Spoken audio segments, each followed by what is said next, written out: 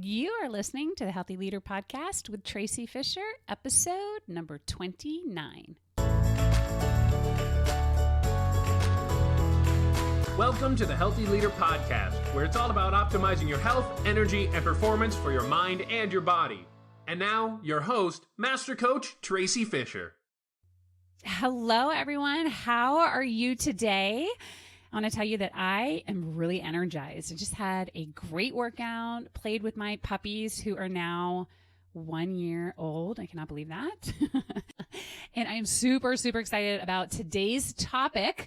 The title is going from here to here, and I'm going to explain exactly what that means. But I want to start off with a quick story first. I was just on a team call with about a group of 6 leaders, and the session hadn't started yet, and people were coming on and saying hello to one another and just chit-chatting back and forth.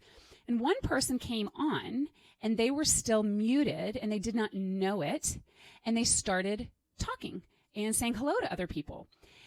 And the other people were like, "Hey, so-and-so, you're muted. We can't hear you." And she didn't hear them either. And so she kept talking because her headphones weren't working either. And so here we were, a group of people saying, "Hey, you're muted, you're muted, you're muted." And it wasn't until she looked up and she saw what people were doing in terms of how they were gyrating towards her, like, pointing to their mouths, "We can't hear you," that she realized not only that she was on mute, but that also that she couldn't even hear anybody. So everybody got a little bit of a chuckle out of that. And it really made me think about how important it is to physically be able to hear someone, to hear their words or to receive their words or their ideas. And how often, even when we can hear the other person, when they are not muted, how often sometimes we still aren't really hearing them, and that we can literally miss their words or their intonations because we aren't really here, as in H-E-R-E, as in we are not present to the other person and to what they are saying. And if we cannot hear them, as in H-E-A-R, hear what they are saying, and we are not present, as in H-E-R-E, here in this moment, then we certainly are not communicating with one another. And that's what this episode is all about. It is about both hearing people, truly actively listening, and then simultaneously being present in the moment, as in being right here. So that's why the name of this episode is From Here to Here. And being able to hear someone and also to be present simultaneously is a massive leadership skill. So for those of you who are in the Healthy Leader Inner Circle, we have been working on communication this entire month, and many of you have made incredible progress as it applies to being able to show up in relationships differently, manage difficult conversations in a different way, and are really seeing the power of how shifting your perspective just a little bit doesn't cost you anything, but it takes out a lot of the drama. It sucks the air out of the drama balloon, if you will, and allows for so much more productive energy and conversations. And so we're going to zero in on how you can go from here, H-E-A-R, to here, H-E-R-E, and back and forth. Because in the last episode, we talked about the 3 main elements of communication. And basically, it boils down to you, the other person, and how you are communicating. And once we understand and are aware of those, then it's a matter of going back and forth, being present to them and being present to yourself. And hearing someone for what they are saying or communicating and truly being present to that enhances communication, and it takes your connection with the other person to an entirely new level. And I want to share with you this one phrase that really summarizes the concept of truly hearing someone and being present with them in the here and now. And it is a phrase that I first learned when I was at a coaching conference many years ago now. And Susan David, who is a renowned psychologist and co-founder of the Institute of Coaching, was speaking. And she is from South Africa, and she started her talk by sharing this Zulu greeting. And the Zulu greeting is Sawubona. It is literally translated to, "I see you." Think about that.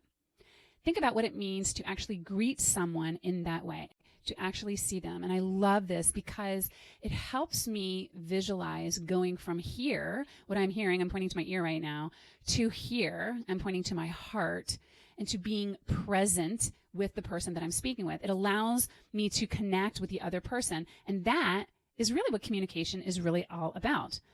The tendency for many of us is to go right to problem solving or strategizing a solution or sharing ideas. And of course, all of that is extremely important. We want to create solutions and be successful and create things in this world and serve the world to make it better. But often we jump right to the solution or get wrapped around who's right or wrong or the story of what's going on, and we forget to see the other person, to be with them. And seeing someone does not mean staring deeply into their eyes, although it could mean that. It just means taking a moment to shift your perspective, to slip into their shoes, and to see how they are, to see them right there as they are, as a fellow human being. And there is an amazing opportunity in all of our discussions, in all of our interactions, to truly connect with one another, human to human. So we want to recognize that. Now, you might be rolling your eyes and thinking, hey, why do I want to connect with other people? I've got a job to do. I have enough people to connect with in my life. And I'll tell you why. I was just rereading this amazing report that came from an affiliate of Harvard Medical School. And it was a coaching report on the future of leadership and the value of coaching leaders. And what they did was to interview over 33 executives across a multitude of industries to find out the impact of the pandemic on organizations, on leaders, leadership, and leadership coaching. And the aim was to explore lessons for leaders and coaches in shaping basically this post-pandemic future. And the gist of it was that leaders were recognizing more than ever that they needed to expand their roles beyond striving for organizational results and to engage deeply with individuals. And that it wasn't just a nice to have to build connections, but a requirement.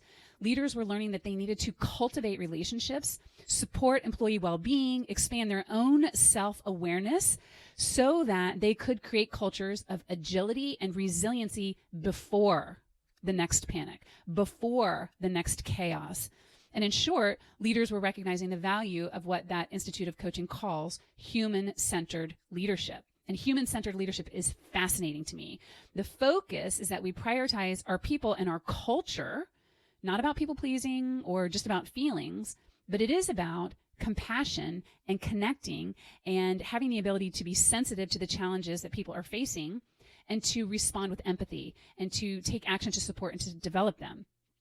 And I have found that the best way to do that, for our leaders to do that, is to first and foremost see the other people that they're with, to show up to the conversation, to the meeting, to the strategy session, first and foremost in this state of awareness, with this willingness to see the other person. This is so big. I have to tell you, I have goosebumps here. This is huge. Imagine you taking a quick second to see your child as they come bounding through the door and to be genuinely curious about what is going on for them before we jump into the fact that they didn't take the garbage out or to hurry up and get them into the car to soccer practice. To take just a moment even to appreciate them, just to pause. Imagine doing that with your spouse or your partner. Imagine doing that at work. And again, I'm not talking about staring deeply or being really awkward and staring at people, but to just take a moment to recognize them and to see them. And I'll tell you that I was just working with another team, and one of the things that they implemented in their meetings was just a minute of silence before each meeting. So they call the meeting to order, they get started on time, they say, all right, we're going to get started, and everyone puts down their pens, they put down their phones, and they look up and they look at one another. They exchange glances and smiles, and they just connect and see one another. It is so powerful. 1 minute. We are all in such a hurry. We've got deadlines and emergency and things to do and customers who are yelling at us and school and work and fill in your blank. And so taking a moment to slow down, to see another person, to see them fully right where they are, is not just great for them. It's great for your relationship. And here's the big drum roll. It's great for you because it gives you space to get off of the mental hamster wheel that's going on in your head and slow down and come to your heart to connect with another person. And by the way, as a side note, it feels good to be connected. You are literally creating chemicals in your body that feel good. It feels good to relate to other people, to have a sense of belonging.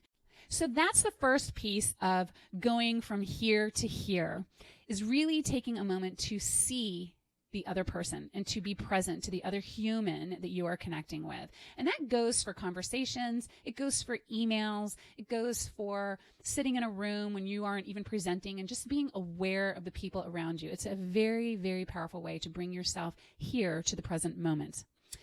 The second piece has to do with differentiating between hearing and listening. And often we use the words hearing and listening interchangeably, and there's a nuance between hearing and listening.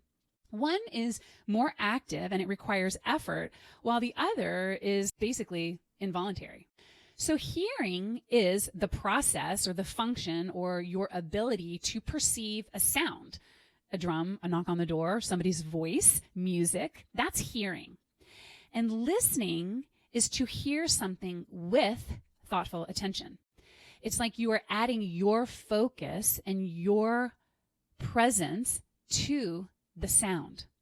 So when you think about listening and hearing, I want you to be aware of three primary distinctions. And the first one is that listening is active and hearing is passive. Listening requires active attention and focus, whereas hearing is passive. You can't close your ears. Sounds will enter and they're going to be heard. The second thing is hearing is continuous. You will hear sounds all day long because it's a physiological aspect of your being. Listening is temporary. It's something that you do purposefully. It requires, again, attention and that focus, which you cannot do every moment of the day, every minute of the day, or even sometimes every hour of the day. So listening is psychological. It's a mentation, something you do very purposefully, and you do it in temporary spurts. And then the final piece is hearing is involuntary, meaning that you don't choose to do it. That's why you can hear people talking, but you can choose not to listen to them. It's why I can hear Emmy chomping on her bone in the background. I can hear Oscar snoring a little bit. I can't avoid it. I can't close my ears. But listening, I do consciously, and I do it voluntarily. I'm doing it on purpose.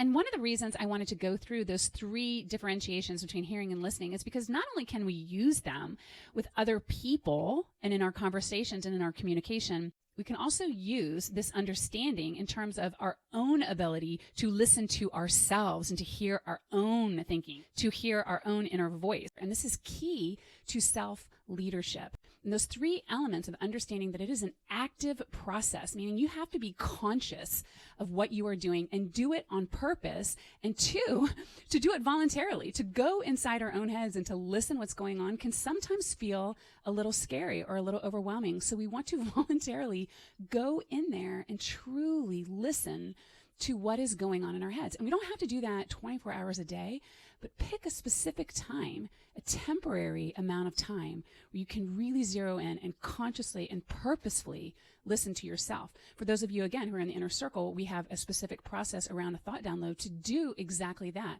so that we can listen to ourselves. And as we practice doing that with ourselves and as we practice doing it with others, then we are honing this amazing meta skill of truly listening, of hearing what is going on, listening to it, and bringing ourselves to the present moment and processing it in a clear and concise and organized way. One of the things that I do is I turn on a sound machine that I have behind me here in my office when I am creating or wanting to focus my thinking. I can still hear sounds in the background, but they are muffled, and I purposefully do that so that I can stay focused and listen to my own thoughts. So the second piece to truly hearing someone and being in the here with them is to be aware of the difference between hearing and listening. And so the last piece I'm going to share with you basically separates passive listening and active listening. And I think that they both have their place. So for passive listening, that is akin to being aware that someone is talking and they are saying things to you and you are taking it in, but you are not really being present with them. So we hear the words, but we're not connected with them. We may even understand their needs and their meaning, but we're not necessarily responding to them. And passive listening has its place. If you're in a meeting and they are reviewing something that doesn't involve your department or pertain to your team or to you, you might be listening kind of with one ear. And so passive listening is something that we all do, and it has its place for sure. But often, passive listening, I think, can also be detrimental, especially if we are in a conversation with someone and they think that we are actively listening. They have something to share. It could be a new idea or a process. It could be their feeling on a subject. And there might be a part of us that is like, yeah, I know what you're going to say. I'm just waiting for you to finish talking.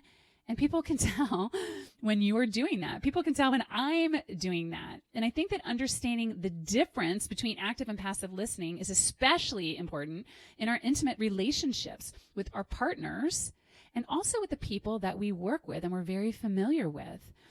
If you've been with someone for a while, or you grew up with them, or you've worked with them for a while, you know their opinions. You know what they're going to say about a particular subject. You know the story that they are getting ready to tell. And people change. They learn, they grow, they think, they change their minds. And if we are here with them, H-E-R-E, here with them, and truly hearing, H-E-A-R, their words, and listening for the meaning under their words, then we can have a fresh interaction with them. Think about that. If you feel like you're in the same meetings with the same people, going over the same thing, and wearing a t-shirt that says same stuff, different day, then this can help you in terms of spicing up the way that you interact with other people, spicing up your life, spicing up and engaging and getting curious and thriving in those meetings, in those conversations, and being willing to be present to what is going on here in this moment. That's for you. That's for you to feel better. No matter if the conversation is the same, no matter if the person hasn't changed, it's a different way for you to show up. It's a different way for you to experience being in the here and now. And so that segues into the final piece of this, which is how to be an active listener. And what I was just going through is the first key point. That's being willing to be curious about people and what they are saying right now, here in this present moment. Because when we're curious like that, it has the power to take us to greater levels. And if you are curious when you're listening and genuinely want to know more, you not only will feel better, you'll be better focused and pay attention, and they will feel it. So that's the first way to be an active listener. Another way to be an active listener is to ask good questions. And there are two parts to this. One has to do with focusing in on really understanding the information being conveyed, getting clear on the facts and the data. And I know that that seems a little bit like a no-brainer, but so often we make assumptions and we fill in the holes for other people. If there is a part of someone's story that feels like it's missing, don't fill in the blanks yourself. Instead, ask the questions that will help you clarify and make sense of the information and move the conversation ahead. And the second way that you can use questions is to further the collaboration and the joint thinking. And this is especially useful if you are disagreeing with something that somebody is saying. So, for example, in a work setting, if someone comes up with an idea of how to deal with a particular client, and in your head you're thinking, that's absolutely ridiculous, that client's never going to go for it, this is just a waste of time. Instead of saying something like, I think that's going to be a waste of time, the client is not going to agree to it, you might use a question instead and say, if we go that route, how do you think that the client might respond? When you ask a question instead of making a controversial statement, you keep the communication lines open. Another way to engage in active listening is to be on the lookout for the other person's emotions and needs that may not be being conveyed by their words. In the last podcast, I talked about Rosenberg's nonviolent communication, which is an extremely popular model and methodology that coaches study and that many people study in order to communicate with compassion and empathy and to strengthen our communication process. A common example of this I've experienced myself, and the scene is that someone is annoyed about something and they're not speaking or saying anything, but they actually are being very silent. And then when someone comes up to them and says, hey, what's wrong? The person says, nothing, or everything's fine, when clearly there is something wrong. You all know what I'm talking about? Do you have someone in your life who sometimes doesn't use words but actions to communicate? If that's the case, that's totally normal and it's really common. In fact, I just heard a comedian talking about this, 𝐷𝐸. I love this comedian. He was talking about being in an argument with his wife and how awkward it is when they're in their house and they have this one long hallway and they are walking down the hallway and they are passing one another. They're like, excuse me, not touching and being very formal with one another. They're not talking. They're not making eye contact, but clearly there's emotion and there's needs that are not being met. So when someone is acting disconnected, they're not speaking or even saying things that you don't quite understand, look for the emotion and the underlying need that the other person is experiencing. And you might believe that they are angry and so they need some time to cool off. Or maybe you think that they're sad and they need some connection or perhaps a hug. And here's the thing about this process. Even if you get the emotion or the need wrong, what you are doing is connecting. You're showing up, you're showing that you care and that you are interested. And that is a massive form of communication. And then the final piece of active listening that I want to share with you really puts a bow on all of this. It brings us from here, to this present moment. Basically, what we are doing is using communication and active listening to hone our ability to focus our mind, to be present in the moment to what is going on, to be strategically aware of the external environment and also our internal environment. And that takes practice. Interestingly, our brain can process words way faster than people can speak them. People speak on average 125 words per minute, but our brains are capable of taking in 800 words per minute. That's why we can take in words but still be thinking as the words are coming in. So hearing and listening to what is going on outside of us and paying attention while also being here in the present moment and within ourselves is a practice. It's a balance. Being able to go back and forth and to be present to both of those is an amazing meta skill. And it is an amazing skill that will serve you not just in communication with other people, but in all of the ways that you lead. So the next time you are on a Zoom call and someone's mouth is moving, but you cannot hear them, instead of saying, hey, you're muted, I can't hear you, take a moment. Take a moment to see them, smile at them and connect with them, and to let them know that you not only want to hear their voice, but that you want to listen to them. Maybe you could say, hi, I would love to hear what you're saying. I can see you, but I cannot hear your voice, and I'd really love to listen to what you have to say. Now, that may sound a little corny, and maybe it is, but I'll tell you, I love it when people are muted on Zoom because it gives me a chance to be with them, to take a breath, to be with myself, and to remember this practice, to slow down, to ask good questions, to listen for their needs and their emotions, to be present in the here and now.